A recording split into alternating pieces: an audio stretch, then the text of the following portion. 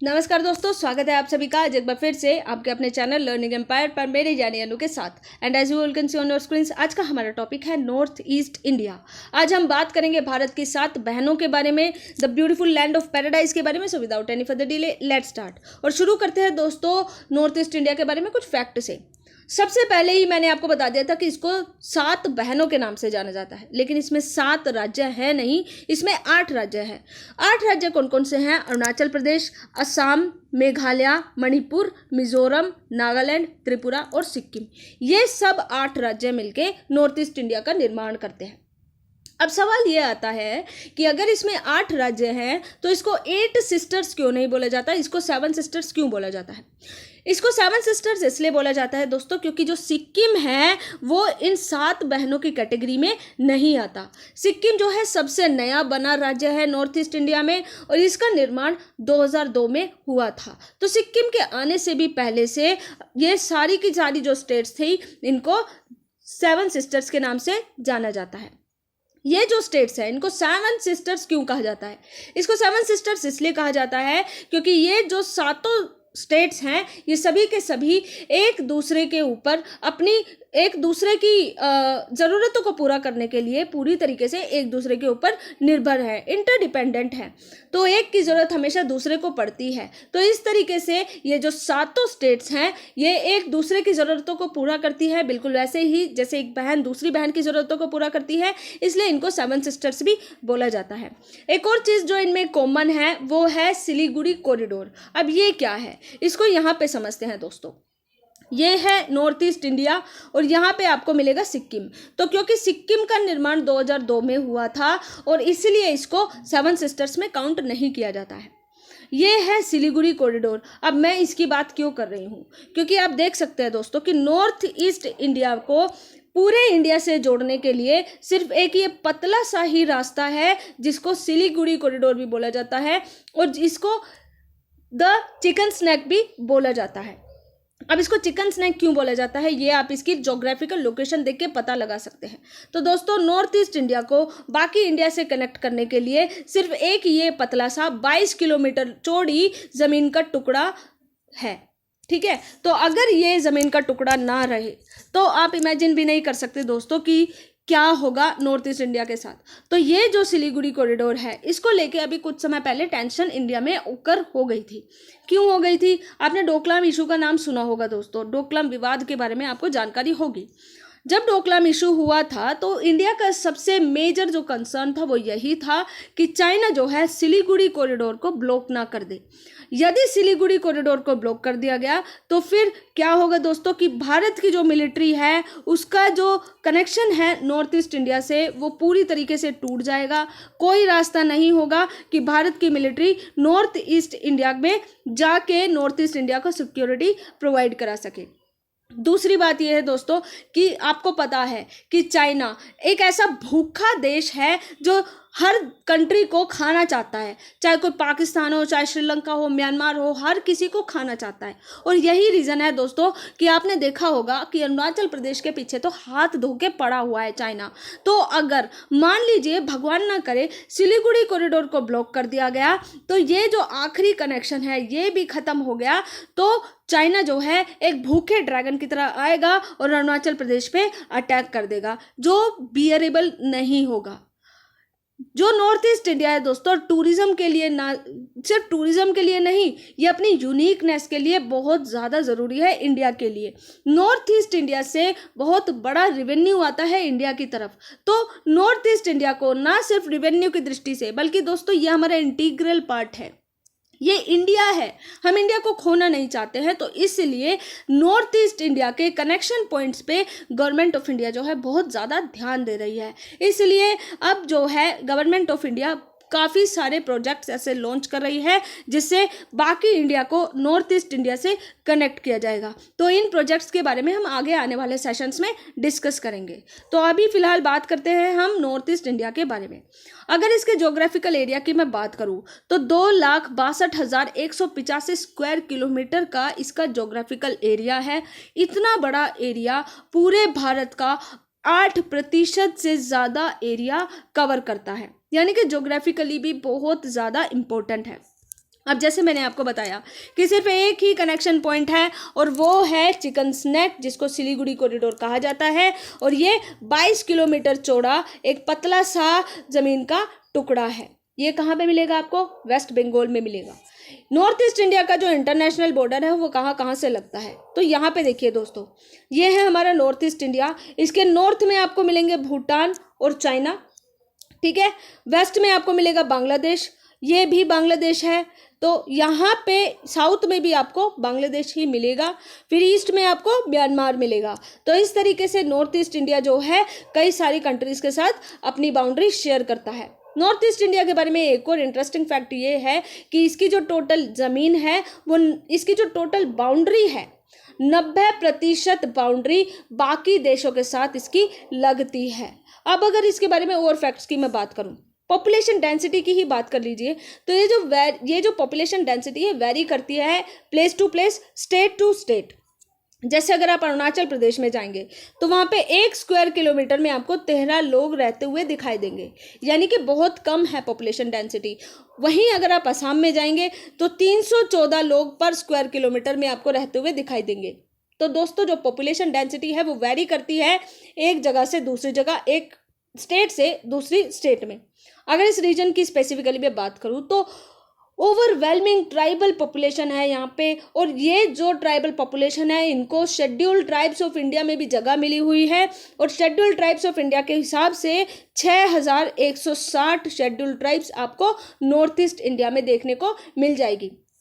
अब अगर इसके बारे में थोड़ी और मैं बात करूं तो नॉर्थ ईस्ट इंडिया जो है पूरे भारत की बेस्ट डेस्टिनेशंस में से एक स्थान रखती है।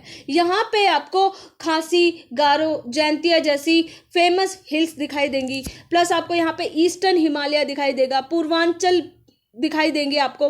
तो दोस्तों नॉर्थ ईस्ट इंडिया जो है नेचर का तोहफा है, नेचुरली ब्यूटीफुल पूरा का पूरा ये रीजन है।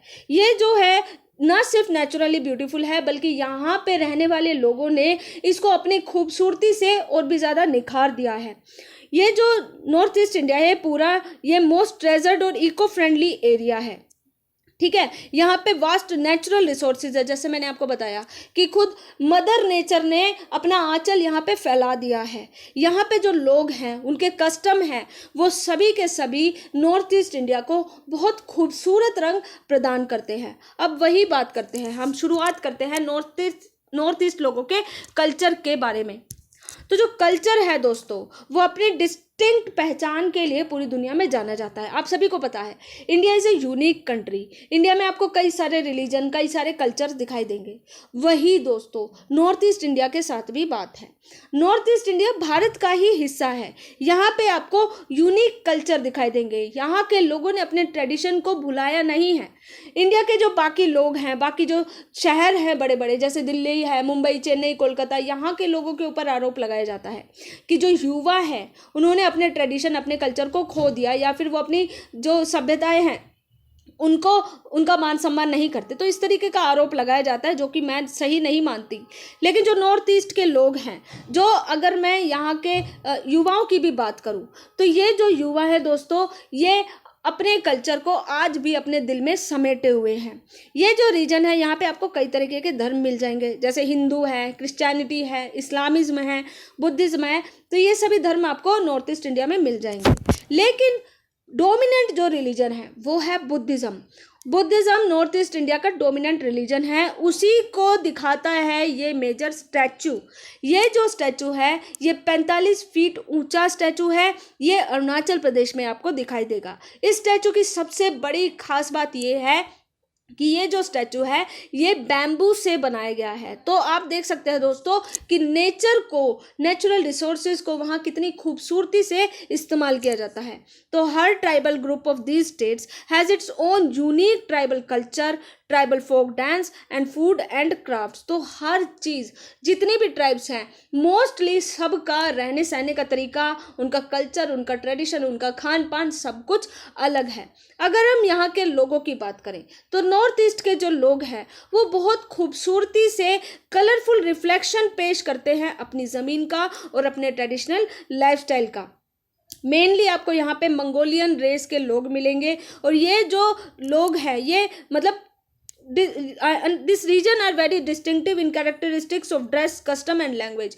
तो ड्रेस के मामले में हो गया, कस्टम के मामले में हो गया, लैंग्वेज के मामले में हो गया, हर चीज़ में ये लोग जो हैं एक नई यूनिकनेस प्रदान करते हैं।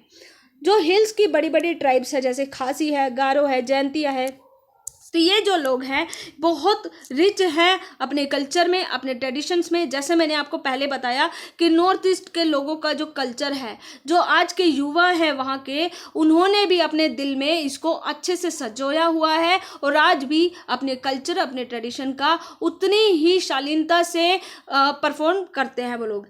Tribal people of valley have religious believes, music, dance and arts. North east India के बारे में इतना कुछ है जानने को दोस्तों कि अगर आप उसको जानेंगे अच्छी तरीके से तो आपका दिल से मन करेगा कि आप एक बार तो ज़रूर नॉर्थ ईस्ट इंडिया होके आए। अगर यहाँ के लाइफस्टाइल की मैं बात करूँ तो यहाँ के जो लोग हैं ट्राइब्स में और सब ट्राइब्स में बटे हुए हैं।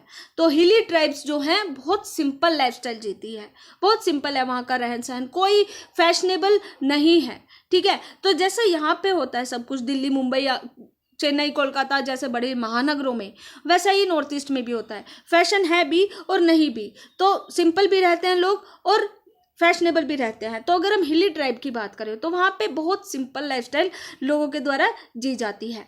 माउंटेन्स में लोग रहते हैं तो इसलिए हंटिंग और फिशिंग जो है वहाँ का मेजर ऑक्यूपेशन है। इसी के साथ ही एग्रीकल्चर और वीविंग भी ये दो और इनके मेजर ऑक्यूपेशन है। अगर असम की स्पेसिफिकली बात करूँ तो असम का नाम लेते ही आपके दिमाग में टी गार्डन्स की फ़ोटो आती है। तो जो दार्जिलिंग टी गार्डन है असम का फेमस टी गार्डन है और ये पूरे भारत का फेमस टी गार्डन है। असम जो है ना सिर्फ टी फार्मिंग के लिए जाना जाता है बल्कि अपने ट्रेडिशनल हैंडीक्राफ्ट्स के लिए भी ये जाना जाता है और ये दोनों ही असम के लिए मेजर सोर्स ऑफ इनकम है। असम की जो टी है, जो दार्जिलिंग टी है, इसको जीआई टैग भी मिला हुआ है। तो क्यों मिला हुआ है? क्योंकि इसका जो एरोमा है बहुत रिच है, इसका रिच फ्लेवर है, इसका रिच टेस्ट है। तो अब आपके लिए क्वेश्चन ये है दोस्तों कि असम की दार्जिलिंग टी को जीआई टैग कब मिला था।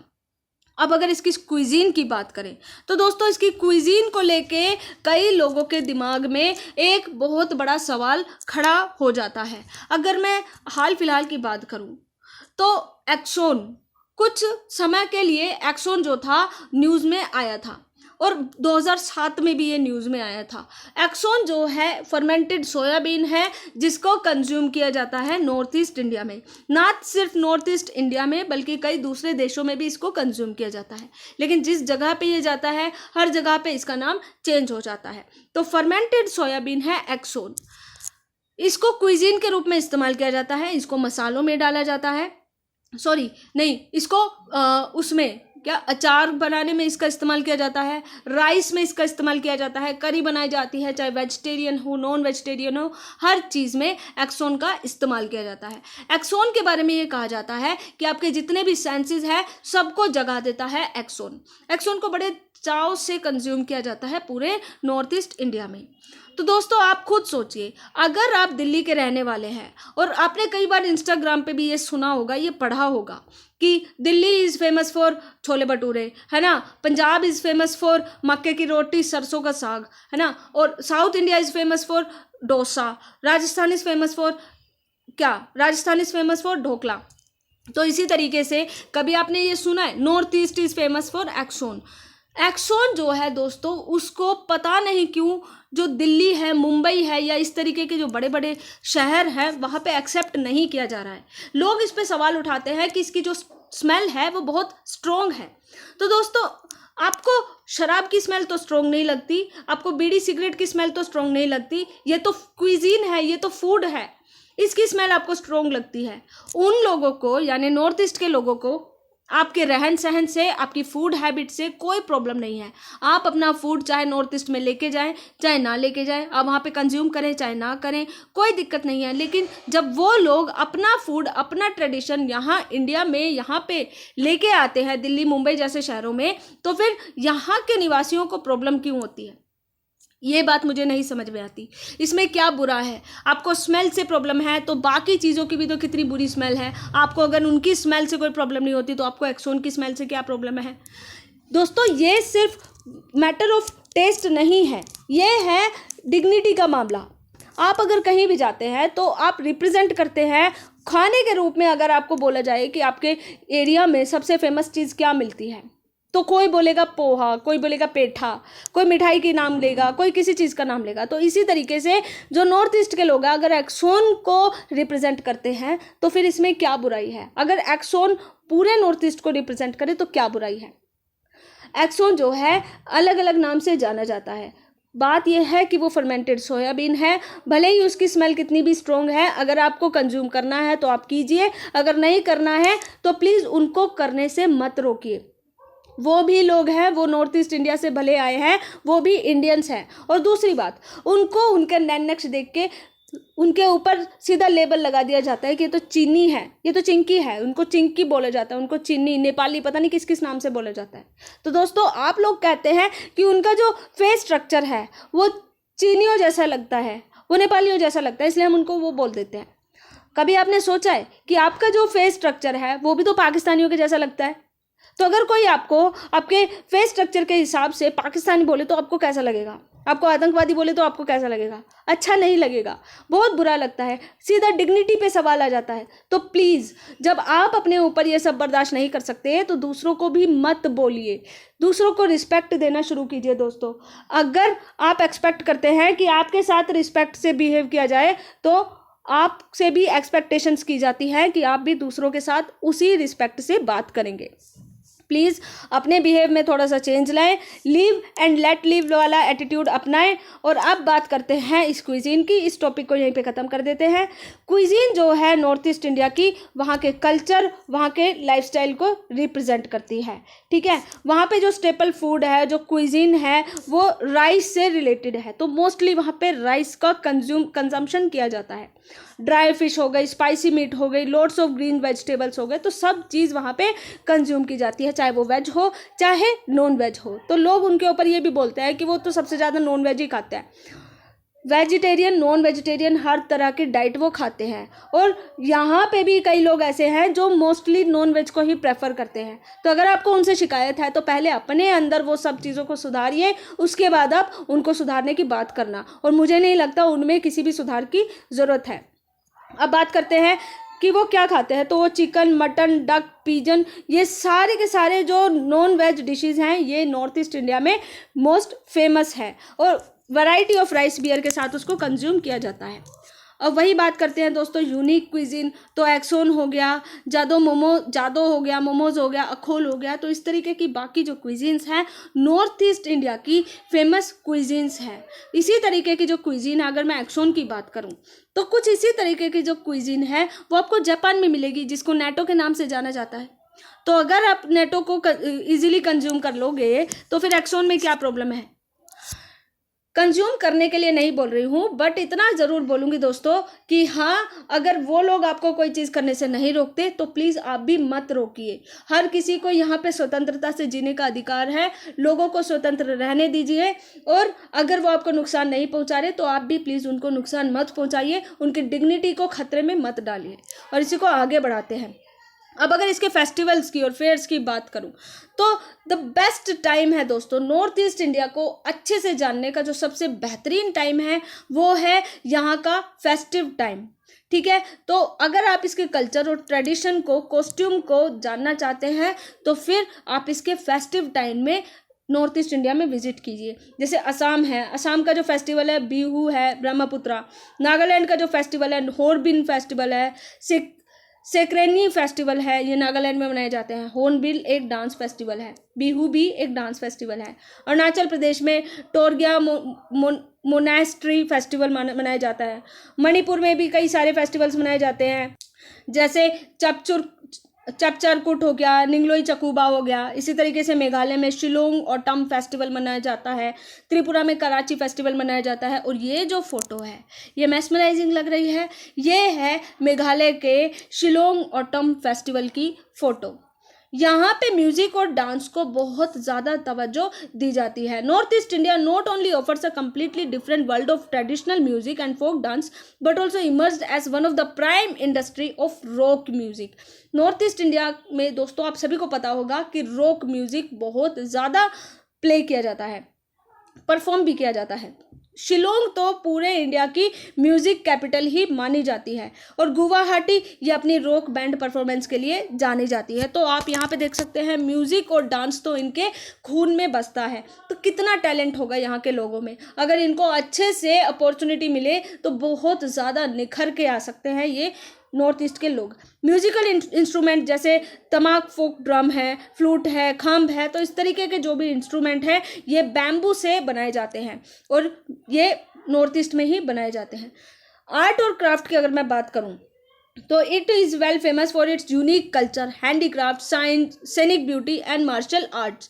नॉर्थ ईस्ट इंडिया इन सब चीज़ों के लिए बहुत ज़्यादा फेमस है। People got great skills in art, weaving, हर चीज़ में ग्रेट स्किल है इनके पास। The seven sisters got a rich variety and skill on making of wood carving, cane crafts, jewellery, bamboo stick work, तो सब चीज़ें। बैम्बू स्टिक का जैसे मैंने आपको अभी शुरू में ही दिखाया था, महात्मा बुद्ध का स्टैचू पूरा का पूरा बैम्बू स्टिक्स, बैम्बू से बना हुआ है और अरुणाचल प्रदेश में 45 फीट ऊंचा स्टैचू है वो। People make musical instruments, carpet और सिल्क वीविंग भी करते हैं वो लोग। Every tribe excels in craftsmanship, offer a wide variety of traditional crafts and arts. तो जो भी चीज़ म्यूजिकल चीज़ें ये इस्तेमाल करते हैं मोस्टली बैम्बू से बनी होती है और ये अपने नेचर को बहुत ज़्यादा प्रे करते हैं। तो आई होप दोस्तों आपको आज के सेशन से कुछ ना कुछ सीखने को मिला होगा। अगर मेरी बातों का आप लोगों के ऊपर बुरा प्रभाव पड़ा है या फिर बुरी लगी है तो उसके लिए मैं माफ़ी चाहती हूँ, लेकिन ज़रूरत इस बात की है कि नॉर्थ ईस्ट के लोगों को दिल से अपनाया जाए। और शायद यही रीज़न है कि कई बार हमने न्यूज़ में देखा है कि एक बार तो न्यूज़ में ये भी आया था कि नीडो तानिया नाम का एक 18-19 साल का लड़का था, वो नॉर्थ ईस्ट इंडिया से इंडिया में आया था, उसको मार दिया गया था। तो दोस्तों इस तरीके की न्यूज़ और ना आए, अपने दिलों में प्यार लेके आइए, वैमनस्य की भावना हटा दीजिए, प्यार लेके आइए, खुलापन रखिए। दिल्ली तो दिल वालों की है, मुंबई में टैलेंट है, तो इन सब की कदर कीजिए। खुश रहिए, स्वस्थ रहिए, मस्त रहिए। Stay home, stay safe. God bless you all. जय हिंद।